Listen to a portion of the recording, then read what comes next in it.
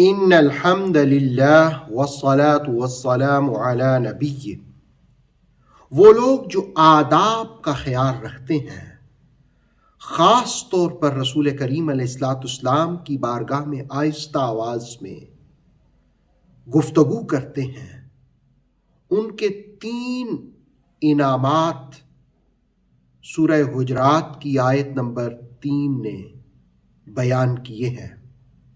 ارشاد باری ہے، ان الذین یغضون اصواتہم، بے شک وہ لوگ جو اپنی آوازوں کو پست رکھتے ہیں، عند رسول اللہ، اللہ کے رسول کی بارگاہ میں، اولئک الذین امتحن اللہ قلوبہم، وہی لوگ ہیں جن کے دلوں کو خاص کر دیا للتقوی، تقوی کے لیے، لہم مغفرۃ، ان کے لیے مغفرت ہے، وَأَجْرٌ عظیم، اور بڑا اجر ہے۔ آپ غور و فکر کریں تو اس آیت میں 3 انعامات بیان ہوئے ہیں جو آداب اور آواز کو آہستہ رکھتے ہیں رسول کریم علیہ الصلاۃ والسلام کی بارگاہ میں۔ نمبر 1 کہ اللہ رب العالمین اس کے دل میں تقوی پیدا کر دیتا ہے۔ نمبر 2 اس کے لیے مغفرت ہے، اور نمبر 3 اس کے لیے بڑا اجر ہے۔ آپ اس آیت کو دیکھیں تو آواز آہستہ رکھنے کے لیے یغضون کا کلمہ استعمال ہوا، غض البصر، آنکھوں کو بند کرنا، غض الصوت، آواز کو پست کرنا، آہستہ کرنا، اور پھر آگے فرمایا کہ امتحن اللہ، امتحان کا معنی کیا ہوتا ہے؟ امتحان کا ایک معنی جس کو فرا نے اختیار کیا وہ ہوتا ہے خالص، یعنی اللہ ان کے دلوں کو تقوی کے لیے خالص کر دیتا ہے۔ یہ کتنی بڑی نعمت ہے۔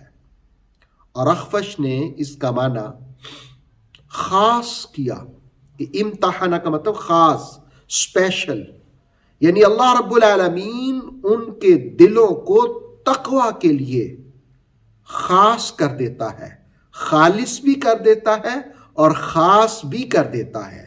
اور دیگر مفسرین نے اس طرف بھی اشارہ کیا کہ تقوی اختیار کرتے ہوئے اسے کوئی بوجھ محسوس نہیں ہوتا، کوئی تکلیف محسوس نہیں ہوتی۔ اللہ رب العالمین ان کی عادت بنا دیتا ہے دلوں کا تقوی۔ یاد رکھیے یہ دل بڑی اہمیت کا حامل ہے۔ رسول اللہ علیہ الصلوۃ والسلام نے ایک موقع پر ارشاد فرمایا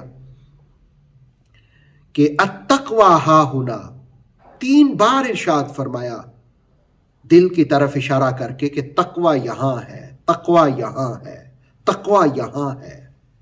ایک اور موقع پر رسالت مآب صلی اللہ علیہ وسلم نے فرمایا کہ انسانی وجود کے اندر گوشت کا ایک چھوٹا سا لوتھڑا ہے، ٹکڑا ہے، اگر وہ درست ہو جائے تو انسان درست ہو جاتا ہے، ٹھیک ہو جاتا ہے، انسان کی اصلاح ہو جاتی ہے، اور اگر وہ ٹکڑا بگڑ جائے تو انسان بگڑ جاتا ہے۔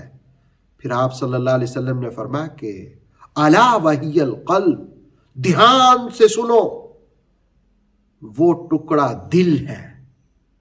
دل ٹھیک ہو گیا، انسان کی اصلاح ہو گئی، دل بگڑ گیا، انسان بگڑ گیا۔ دل کیسے ٹھیک ہوگا، دل میں تقوی کیسے ہوگا؟